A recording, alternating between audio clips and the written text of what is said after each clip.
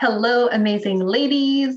Welcome back to my channel. My name is Mireille. I go by Mireille Nicole in my coaching practice, and I am a relationship coach for women who are going through divorce, who desire their dream marriage, or maybe they're struggling a little bit in their marriage, or they're single and they finally want to find their happily ever after relationship. So in today's video, I'm going to talk about 3 things not to say to a man. Now, this isn't to say that you never say these things to a man, but the less you say them and the more discerning and intentional you are when it comes to when you say them, the better your relationship will be and the better you will feel. Now, these tips are going to work whether you're dealing with your current husband, the man you're dating, or even your ex. I am so excited about this topic. If you are watching, let me know. All right, let's just dive in. 3 things not to say to a man.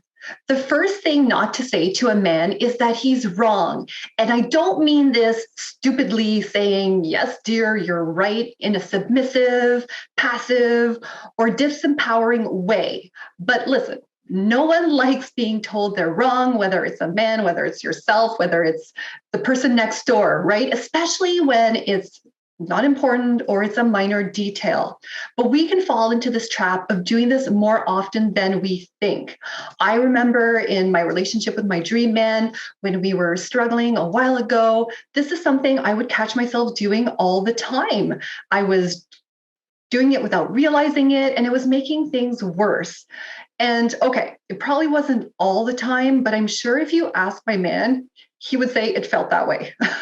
So, for example, he would tell me something I believe to be incorrect or incongruent with something that maybe he told me earlier on. And I would say something, or I would start off by saying, but last week you said, or well, I thought that, or no, it was actually. Okay, do you see what I'm saying here? So these are the types of things that I was doing to him. And needless to say, it was becoming very irritating. It didn't feel good to him, and it didn't feel good to me either. Okay.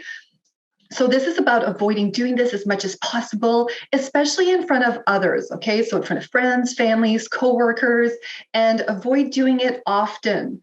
Like other coaches and professionals will say, aim to do it or not to correct them 9 times out of 10. It's not about being perfect. There are still times where I feel, irritated or whatnot, and it just comes out. But the less you do this, the better off you'll be, and the more forgiving it is when that you actually slip and do something like this. Now, of course, there are times when it's helpful or super important for you to correct him. So there might be some sort of financial implication or serious consequence if you don't correct the mistake. However, like I said, the less you do this and the more discerning you become and intentional you are when to say them, the better the relationship will be and the better you will feel too, right? So it's also about how you feel about in all of this, right? And that translates into your relationship afterwards. This is always about focusing on you in a way that benefits the others that are around you, including your man, okay?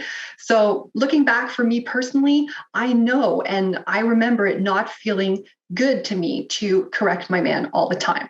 So that's tip number 1. The second thing not to say to a man is the justification or rationale behind all of your actions or decisions. This is super important when you're either dealing with your ex during the divorce process.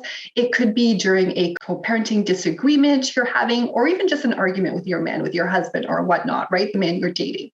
So first off, as the queen that you are, you never have to justify or rationalize anything, right? Unless, of course, you've done something to intentionally hurt another person, but that's a different topic altogether, all right? For the most part, you do not have to justify your decisions, your beliefs, your actions, or whatnot.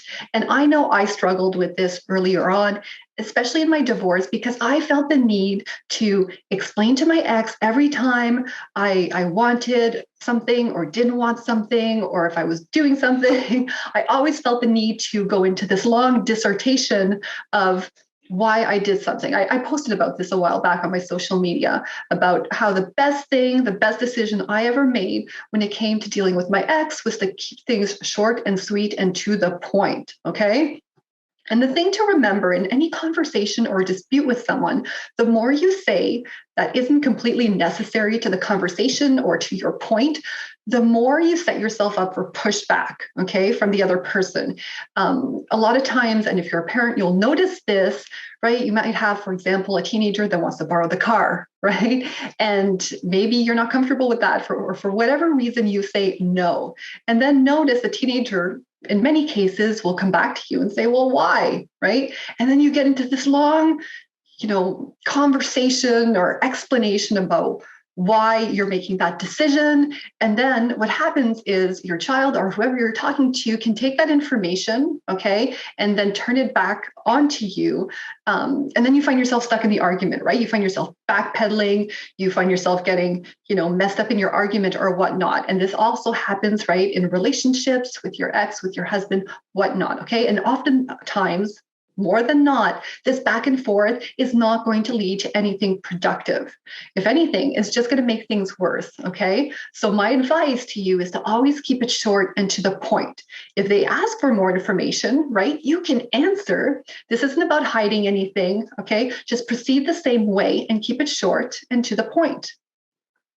So, for example, things that you can say that are short and sweet that apply to many different situations are things like, I'm not comfortable with that, right? I would prefer not to. I wish I could, but I can't. All right. So these are all perfectly acceptable answers that you can give. Okay. You don't have to go into detail as to why you are giving these answers. And this also, right? Oops, sorry, I skipped through the slides by accident. This can also apply in the positive sense, right? When things are good too. It's the other way around. You don't have to go into detail, right? It can simply be, especially when you're talking to your ex, right? I agree.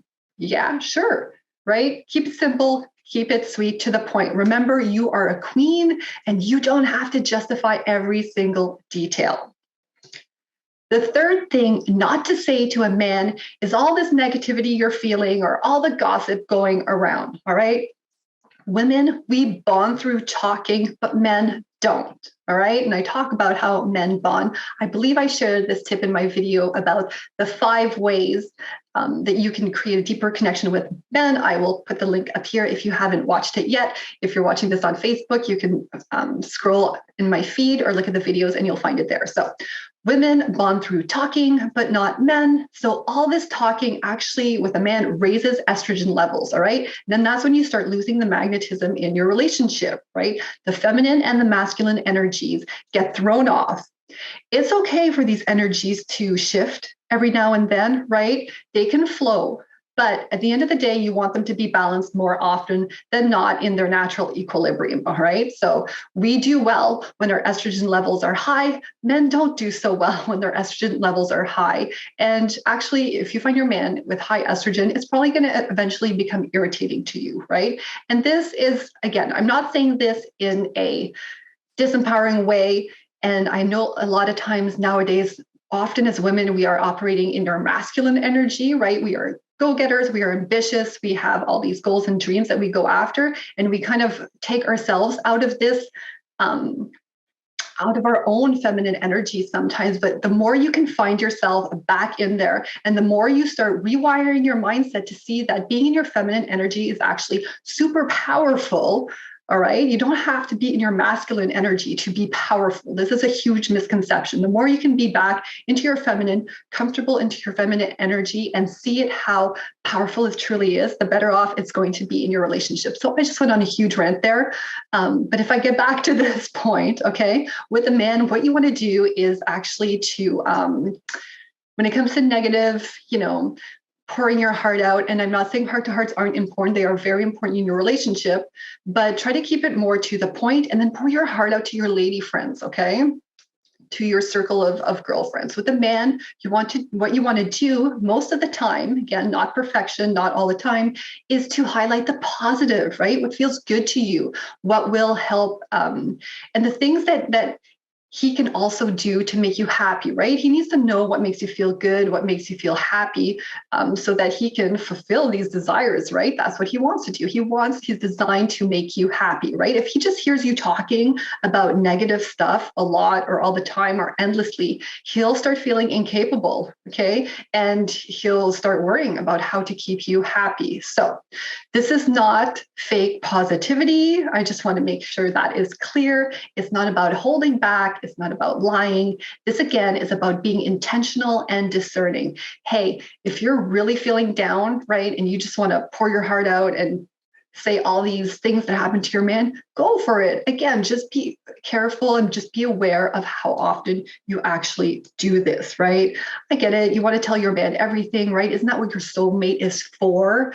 But no, this is one of the things I talk about when I say to remove your man off your pedestal. He doesn't have to be every single thing to you. There are certain things you want him to be for sure to you, but he doesn't have to be the person that listens to every single thing endlessly, right? Have the wonderful heart-to-heart conversations. There's a way to do these, be intentional about them. Make sure you have a strong social circle, okay? That is also important to have in your happily ever after relationship.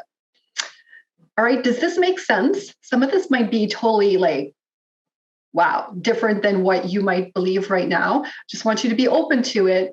Try some of these things and watch the shifts happen in your relationship. I'm telling you, these are powerful, powerful